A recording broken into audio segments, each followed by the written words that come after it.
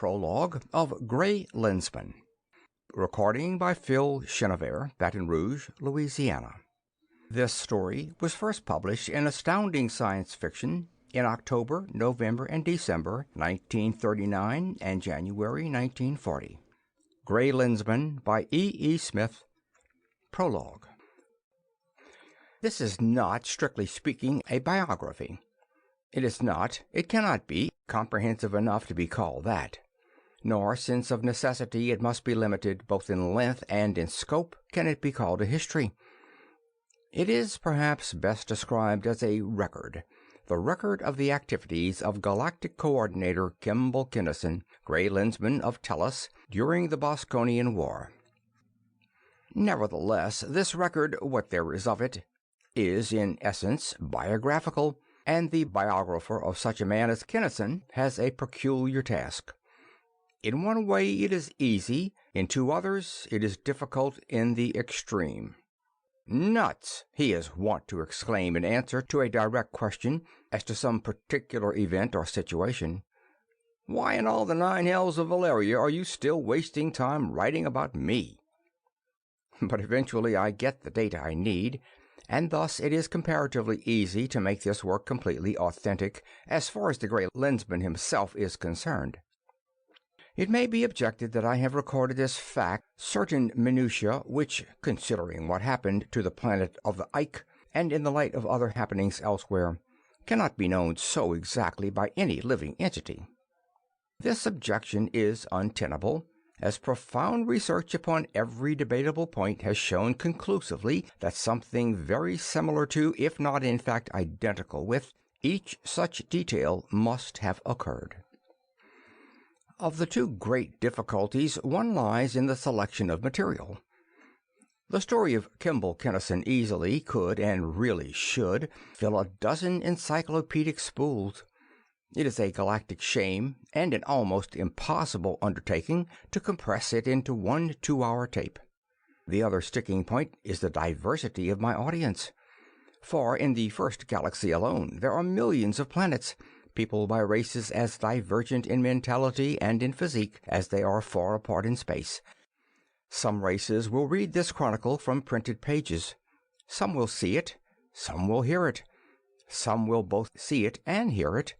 Some, unable either to see or to hear, will receive it telepathically. Still others, in other galaxies, will undoubtedly acquire it in fashion starkly incomprehensible to me, its compiler.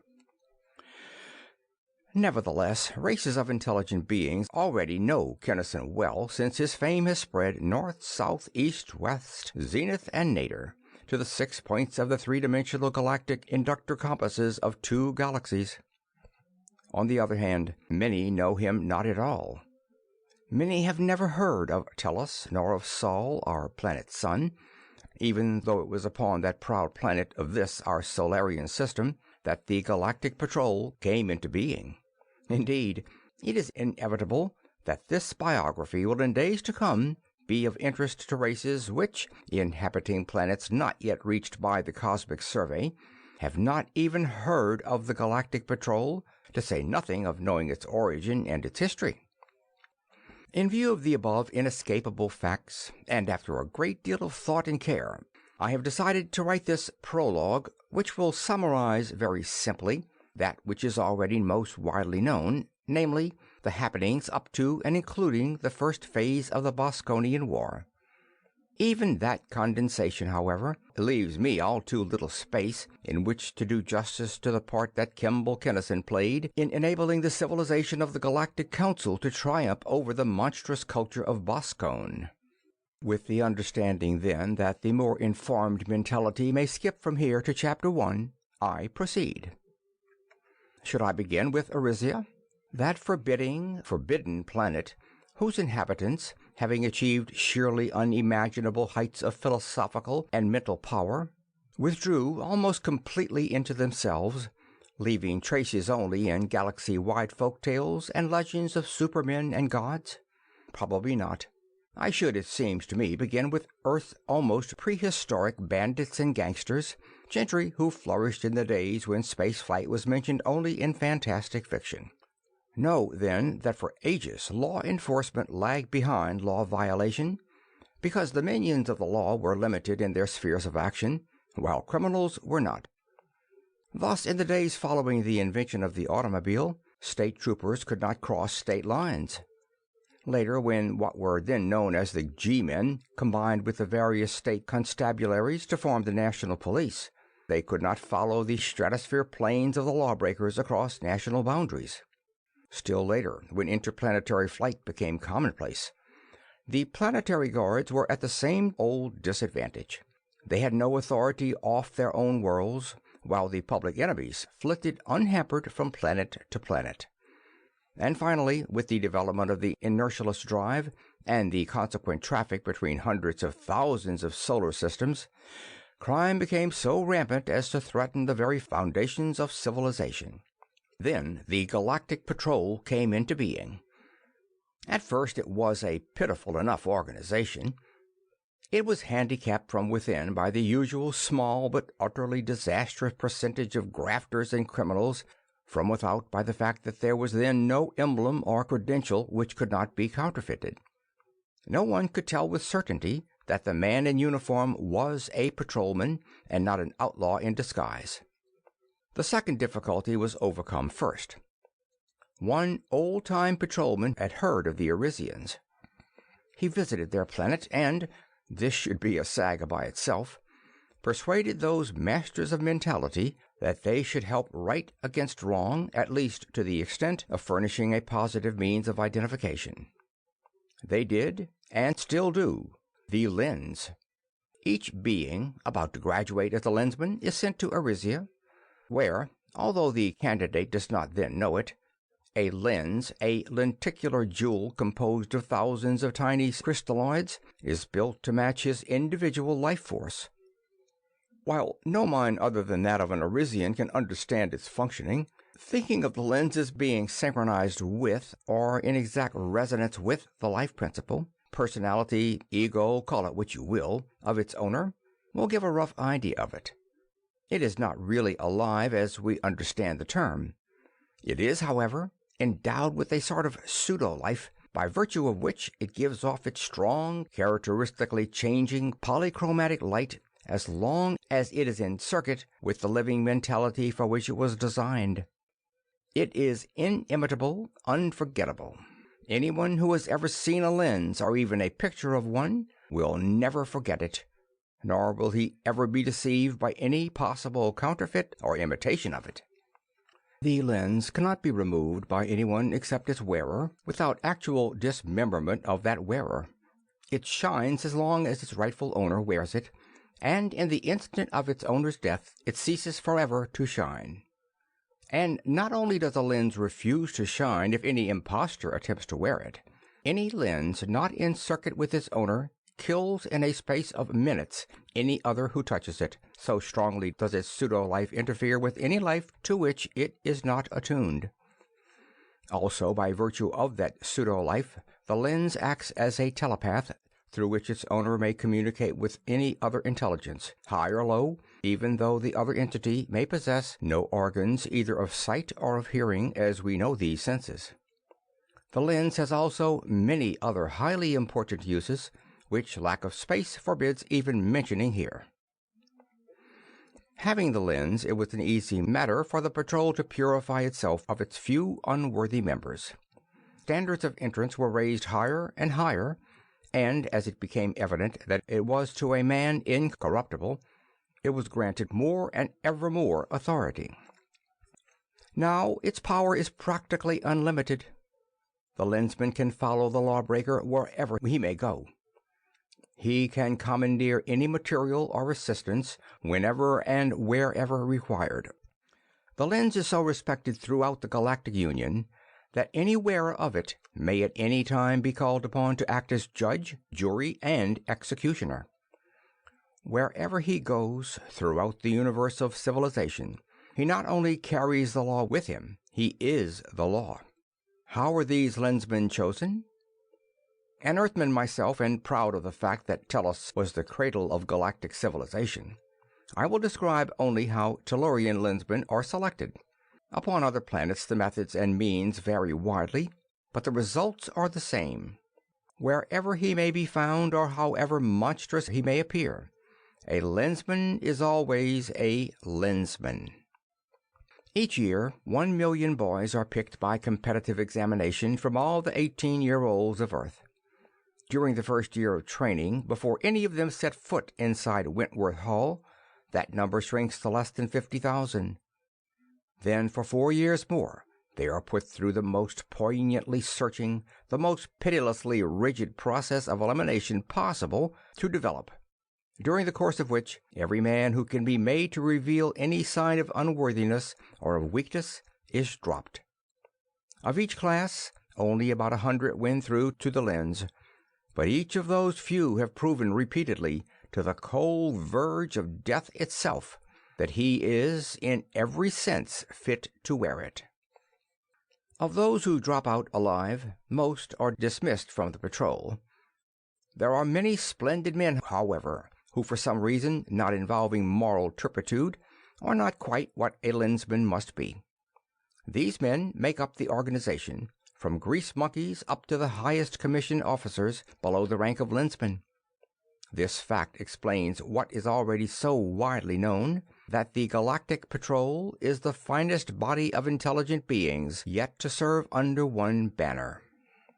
But even lensmen are not all alike. Some are more richly endowed than others.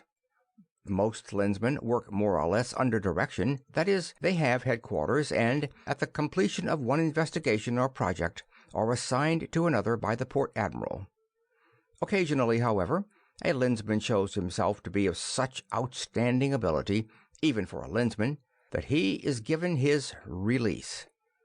Technically, he is now an unattached lensman. In popular parlance, he is a Gray Lensman, from the color of the leather he wears. The release, the goal toward which all lensmen strive, but which so relatively few attain, even after years of work. The Gray Lensman is as nearly absolutely free an agent as it is possible for any flesh and blood being to be. He is responsible to no one and to nothing save his own conscience. He is no longer of Earth, nor of the Solarian system, but of the universe as a whole. He is no longer a cog in the immense machine of the Galactic Patrol. Wherever he may go throughout the reaches of unbounded space, he is the Galactic Patrol. He goes anywhere he pleases and does anything he pleases, for as long as he pleases. He takes what he wants when he wants it, with or without giving reasons or anything except a thumbprint credit slip in return, if he chooses to do so. He reports when, where, and to whom he pleases, or not, as he pleases. He has no headquarters, no address. He can be reached only through his lens. He no longer gets even a formal salary. He takes that too as he goes, whatever he finds needful. To the man on the street that would seem to be a condition of perfect bliss. It is not. All lensmen strive mightily for the release, even though they realize dimly what it will mean. But only an unattached lensman really understands what a frightful, what a man-killing load the release brings with it. However, Gray Lensmen being what they must be, it is a load which they are glad and proud to bear. Hence, to say that Kimball Kinnison ranked number 1 in his graduating class is to say a great deal. But even more revealing of his quality is to add that he was the first to perceive that what was known as Boskonia was not merely an organization of outlaws and pirates, but was in fact a galactic-wide culture diametrically opposed in fundamental philosophy to that of galactic civilization. The most illuminating thing I can say of him in a few words, however, is this. Of all the millions of entities who, through the years, had worn the symbol of the lens, Kinnison was the first to perceive that the Arisians had endowed the lens with powers theretofore undreamed of, powers which no brain, without special training, could either invoke or control. Thus he was the first lensman to return to Arisia for that advanced training, and during that instruction he learned why no other lensman had been so trained before. It was such an ordeal that only a mind of power sufficient to perceive of itself the real need of such treatment could endure it without becoming starkly insane. Shortly after Kinnison won his lens, he was called to Prime Base by Port Admiral Haynes, the patrol's chief of staff. There, in a room sealed against spy rays, an appalling situation was bared. Space piracy, always rife enough, had become an organized force, and under the leadership of a half-mythical entity about whom nothing was known save the name Boskonia, had risen to such heights of power as to threaten seriously the Galactic Patrol itself. Indeed, in one respect, Boskonia was ahead of the patrol, its scientists having developed a source of power vastly greater than any known to galactic civilization. It had fighting ships of a new and extraordinary type, from which even convoy shipping was no longer safe. Being faster than the patrol's fast cruisers, and more heavily armed than its heaviest battleships, they had been doing practically as they pleased in space. For one particular purpose, the engineers of the patrol had designed and built one ship, the Britannia. She was the fastest thing in space, but for offensive armament, she had only one weapon, the Q-gun. This depended upon chemical explosives, which, in warfare at least, had been obsolete for centuries.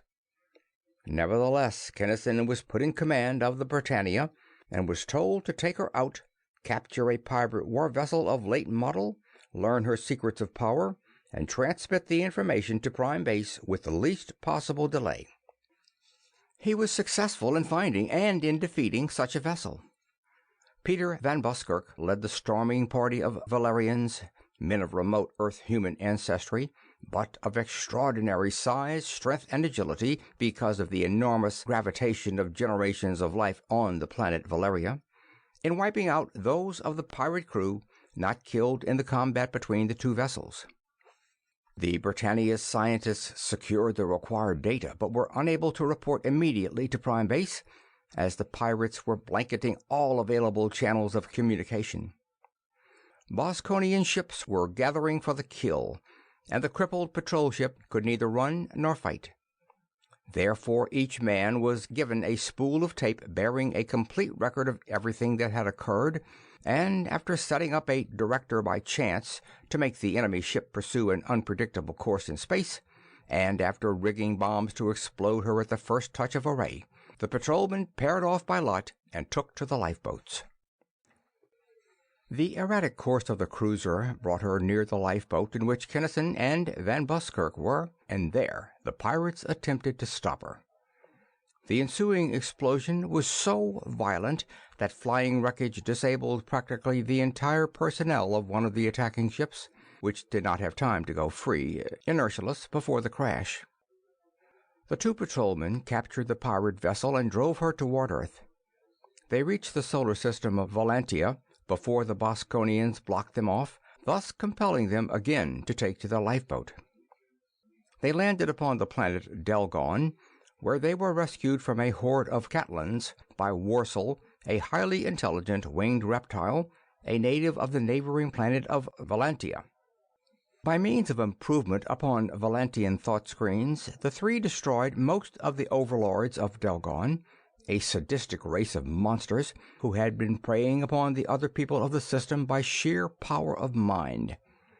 Worsel then accompanied the two patrolmen to Valentia, where all the resources of the planet were devoted to the preparation of defense against the expected attack of the Boskonians.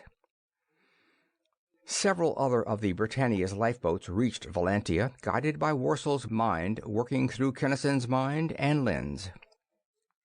Kinnison intercepted a message from Helmuth, who spoke for Boskonia, and traced his communicator beam, thus getting his first line upon Boskonia's grand base. The pirates attacked Valentia, and 6 of their vessels were captured. In these 6 ships, manned by Valentian crews and blanketing ether and sub-ether against the pirates' own communicators, the patrolmen again set out toward Earth and the prime base of the Galactic Patrol. Then Kinnison's Bergenholm broke down. The Bergenholm, the generator of the force that neutralizes inertia, the sine qua non of interstellar speed. For while any mass in the free condition can assume an almost unlimited velocity, inert matter cannot equal even that of light, the veriest crawl as space speeds go. Also, there is no magic, no getting of something for nothing in the operation of a Bergenholm. It takes power, plenty of power to run one, and whenever one goes out, the ship dependent upon it is, to all intents and purposes, anchored in space. Therefore, the patrolmen were forced to land upon Trenco, which, as almost everyone knows, is the planet upon which is produced thionite, perhaps the deadliest of all habit-forming drugs, for repairs. Meanwhile, Helmuth, the Boskonian, had deduced that it was a lensman who had been giving him so much trouble. He had already connected the lens with Arisia, therefore he set out for Arisia to find out for himself just what it was that made the lens such a powerful thing. He discovered that he was no match at all for an Arisian. He was given terrific mental punishment, but was allowed to return to his grand base alive and sane, being informed that he was spared because his destruction would not be good for the budding civilization to which Boskonian culture was opposed. He was told further that the Arisians had given civilization the lens that by its intelligent use civilization should be able to conquer Boskon's alien, abhorrent culture, that if it could not learn to use the lens, it was not yet ready to become a civilization, and Boskonia would be allowed to flourish for a time. After various adventures upon Trenco, a peculiar planet indeed, Kinnison secured a new Bergenholm and went on. This time he managed to reach Tellus, and after a spectacular battle in the stratosphere with a blockading fleet of the enemy, got down to Prime Base with his precious data. There he first revealed his conviction that the Boskonians were not ordinary pirates, but in fact composed a culture almost, if not quite as strong as civilization itself, and asked that certain scientists of the patrol should try to develop a detector nullifier. He predicted a stalemate, and intimated that such a nullifier might well prove to be the deciding factor in the entire war. By building ultra-powerful battleships called maulers, the patrol gained a temporary advantage, but the stalemate soon ensued. Kinnison thought out a plan of action, in the pursuit of which he scouted out a pirate base upon Aldebaran 1. The personnel of this base, however, instead of being human or near human beings, were wheelmen, being possessed of a sense of perception unknown to man. The lensman was discovered before he could accomplish anything, and in the fight which followed, he was very seriously wounded. However, he managed to get back to his speedster and sent a thought to Port Admiral Haynes, who forthwith sent ships to his aid. In the hospital, Chief Surgeon Lacey put him together without the use of artificial members, and during a long and quarrelsome convalescence, Nurse Clarissa McDougall held him together. As soon as he could leave the hospital, he went to Arisia, in the hope that he might be permitted to take advanced training, an unheard-of idea. Much to his surprise, he learned that he had been expected to return for exactly such training. Getting it almost killed him, but he emerged from the ordeal infinitely stronger of mind than any man had ever been before, and possessed of a new sense of perception as well, a sense somewhat analogous to sight, but of vastly greater power, depth, and scope, and not dependent upon light, a sense only vaguely forecast by ancient experiments with clairvoyance. After trying out his new mental equipment by solving a murder mystery upon Radalix, he succeeded in entering an enemy base upon Boisia II. There he took over the mind of the communications officer and waited for the opportunity of getting the second all-important line upon Boskonia's grand base. An enemy ship of the base captured a hospital ship of the patrol and brought it in. Nurse McDougall, head nurse of the captured ship, working under Kinnison's instructions, stirred up trouble which soon became mutiny. Helmuth from Grand Base took a hand, thus enabling Kinnison to get his second line. The hospital ship, undetectable by virtue of the lensman's nullifier, escaped from Boskonia 2 and headed for Earth at full blast. Kinnison, convinced that Helmuth was really Boskonia himself, found that the intersection of his two lines, and therefore the pirate's Grand Base, lay in a star cluster AG 257-4736, well outside the galaxy. Pausing only long enough to destroy the wheelman of Aldebaran 1, the project in which his first attempt had failed so dismally, he set out to investigate Helmuth's headquarters. He found a stronghold impregnable to any massed attack the patrol could throw against it, manned by beings each wearing a thought screen. His sense of perception was suddenly cut off. The pirates had thrown a thought screen around the entire planet. He then returned to Prime Base, deciding en route that boring from within was the only possible way in which that stupendous fortress could be taken. In consultation with Port Admiral Hayes, the 0 hour was set, at which time the massed Grand Fleet of Patrol was to begin raying Helmuth's base with every projector that could be brought to bear. Pursuant to his plan, Kinnison again visited Trenco, where the patrol forces extracted for him 50 kilograms of thionite, the noxious drug which, in microgram inhalations, makes the addict experience all the sensations of doing whatever it is that he wishes most ardently to do. The larger the dose, the more intense the sensations, the slightest overdose resulting in an ecstatic death. Thence to Helmuth's planet, where, finding a dog whose brain was unshielded, he let himself into the central dome. Here, just before the 0 minute, he released his thionite into the airstream, thus wiping out all the pirate personnel except Helmuth, who, in his inner sanctum, could not be affected. The Grand Fleet of the Patrol attacked, but Helmuth would not leave his retreat, even to try to save his base. Therefore Kinnison would have to go in after him. Poised in the air of Helmuth's inner sphere, there was an enigmatic, sparkling ball of force which the lensman could not understand, and of which he was in consequence extremely suspicious.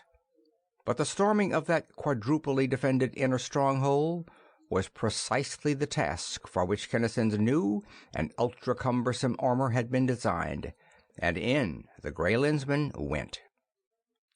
End of Prologue.